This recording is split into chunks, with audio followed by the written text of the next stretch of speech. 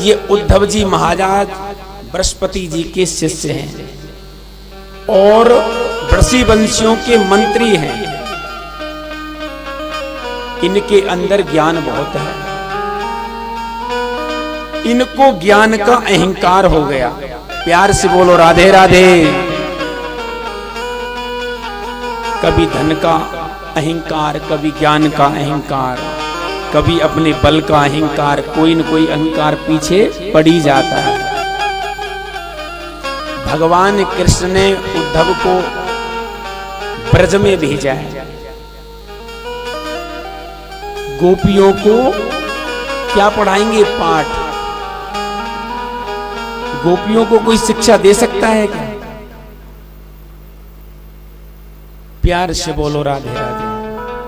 दे सकता है? उद्धव जी को ये अहम हो गया कि मैं ब्रज जाऊंगा और गोपियों को पाठ पढ़ा के अभी आया। सुबह निकले और संध्या काल ब्रज में पहुंचे। अच्छा ये बताओ, मथुरा से वृंदावन की दूरी है कितनी? ज्यादा 8 किलोमीटर। पर उनको सुबह रथ से निकले और संध्या काल इतना समय कैसे लग गया? उद्धव ये सोचते चले जा रहे हैं, जो गोपी मिलेगी ना, उनसे एक बात जरूर पूछो। क्या? कि भगवान कृष्ण इस ब्रज को छोड़कर क्यों मथुरा गए? गोपियां उद्धव को ऐसा ज्ञान देती हैं, उद्धव ब्रज रज में लोटपोट हो जाता है। अपना ज्ञान का अहंकार उसका चूर चूर हो जाता है। मेरे ठाकुर को ले गया, मेरे कन्हैया को ले गया, अब किसको लेने आया? क्योंकि भगवान ने अपना पीतांबर उद्धव जी को दे दिया था। गोपियां मिलने आई हैं, जितनी भी लीला करी ठाकुर ने इस ब्रज मंडल में, सभी लीलाओं का आज दर्शन कराया उद्धव जी को। तो एक बहोरा आ गया, बहोरा, और वो गोपियों के मुखमंडल पे भिन भिन करने लगा। अरे कपटी, तू भी काला और तेरा श्याम भी काला। तेरा जैसे अंदर से मन काला है ना, तू बाहर से भी काला है। प्यार से बोलो राधे राधे। आदमी बोलता कुछ है, करता कुछ है। जाना होगा वृंदावन, बताएगा कानपुर। ऐसा ही ये भौरा बार बार। अच्छा तेरी मूंछों पे जो इत्र लगा हुआ है ना, ऐसे ही तेरा लाला भी इत्र लगाता है। उस कपटी से जाके कह देना, उसने छलकर राम अवतार में किसको छला? उस बेचारी सुपड़ खाने उनका क्या बिगाड़ा था? उनके नाक और कान काट लिए। अरे उस राजा बलि ने तो सारा राज्य ही दे दिया, फिर भी वरुण पास में बांध लिया। प्यार से बोलो राधे राधे। बांध लिया था ना? अरे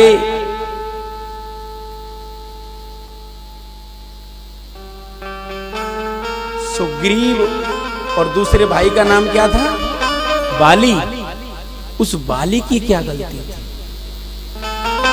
छुपकर बाण मार दिया। सुग्रीव से ज्यादा बलशाली था बाली, छुपकर आपने बाण मारा। तेरे उस छलिया ने, तेरे उस कपटी ने। पर एक बात बता, हमको भी याद करता है क्या? गोपियों को पाठ पढ़ाने आए थे। अपने मन में उद्धव जी कहने लगे कि मैं यहां ज्ञान देने आया था, ज्ञान की बसूबत होकर लोटपोट हो गए। उद्धव जी वृंदावन 3 दिन के लिए आए थे और कितने दिन रहे? 6 महीने गुजर गए उद्धव जी को, पता ही नहीं पड़ा समय कब चला गया। और 6 दिन यहां भी हो गए। प्यार से बोलो राधे राधे।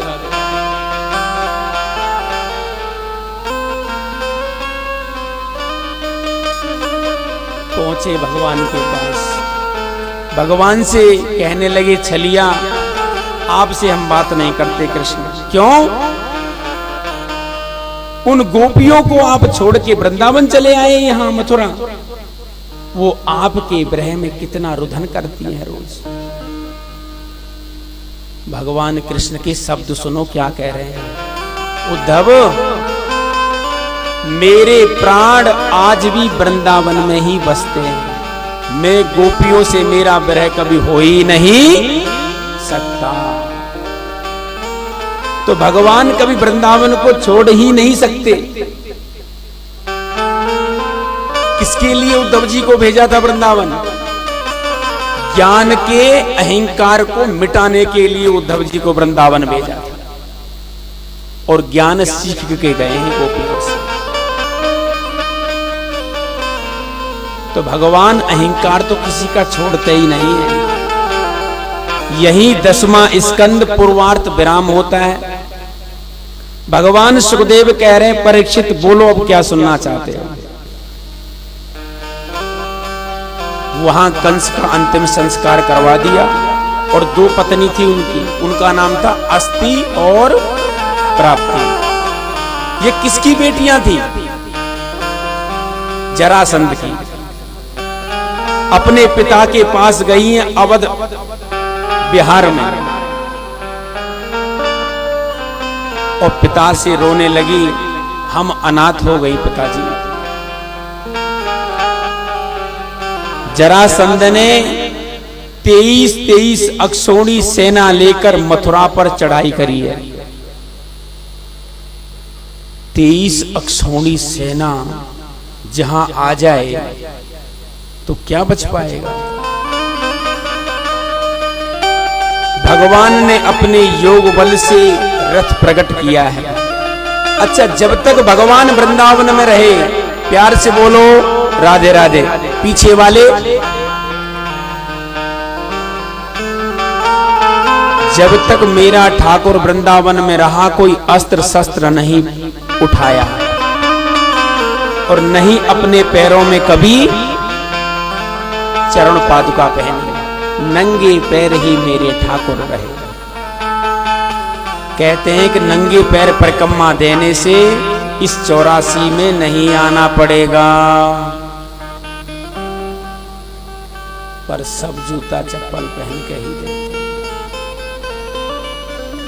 चलो जैसे दी जाए वैसे तो दो। 23 अक्षौणी सेना का संहार भगवान बलराम और कृष्ण किया, पर बार बार खाली किसको छोड़ दिया? जरासंध को छोड़ दिया, सेना का संहार कर दिया कि दोबारा सेना लेकर आएगा। ऐसे करके 17 बार जरासंध ने चढ़ाई करी है मथुरा पर।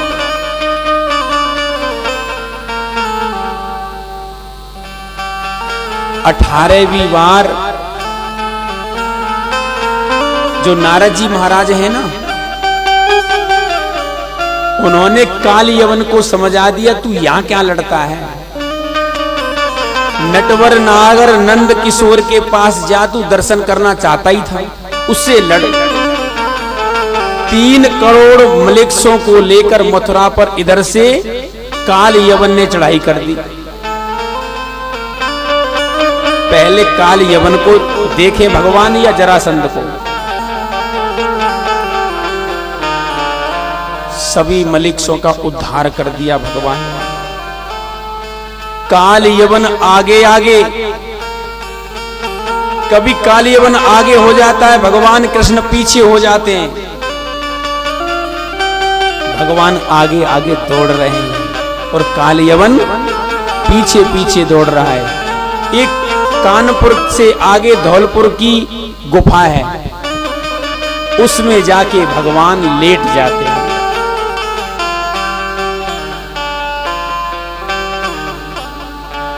कहीं गुफा में छुप जाते हैं।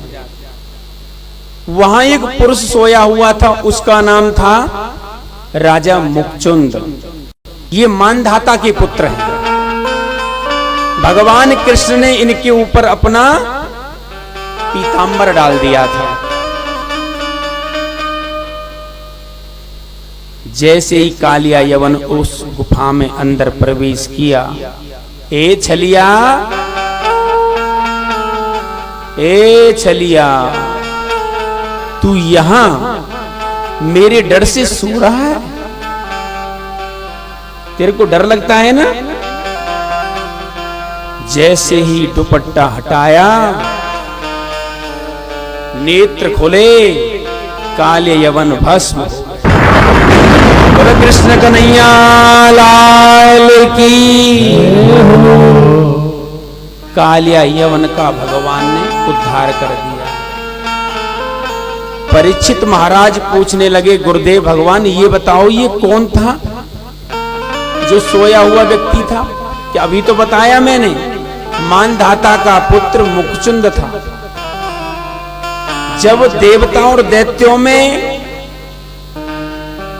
युद्ध हुआ था तो ये देवताओं की तरफ से लड़े थे, पर इन्होंने एक वरदान मांग लिया।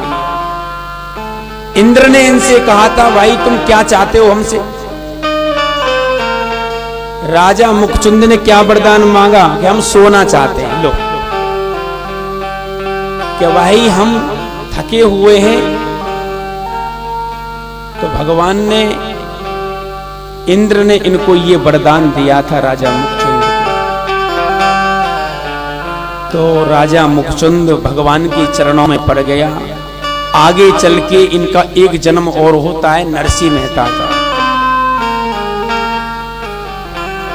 अब की बार 18वीं बार जरासंध आ रहा है चढ़ाई करने के लिए, पर उसी समय भगवान ने अपने योग बल से विश्वकर्मा जी को आदेश दिया है, 48 कोस में, योजन में दिव्य द्वारका का निर्माण कर दिया।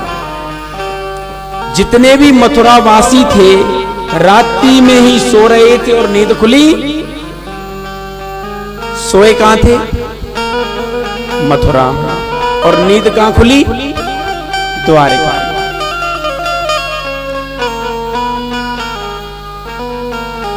अब वो चढ़ाई कर रहा है जरासंध। भगवान कृष्ण कहने लगे, बलराम, ये 10,000 ब्राह्मणों को अनुष्ठान पर बैठा के आया है कि ब्राह्मण देवताओं देखो, अब की बार मैं नहीं जीता तो तुम्हारी सबकी गर्दन काटती जाएगी, और मैं जीत गया तो डबल दक्षिणा मिलेगी। प्यार से बोलो राधे राधे। भगवान कौन है? कि नमो ब्रह्मण्य देवाय गौ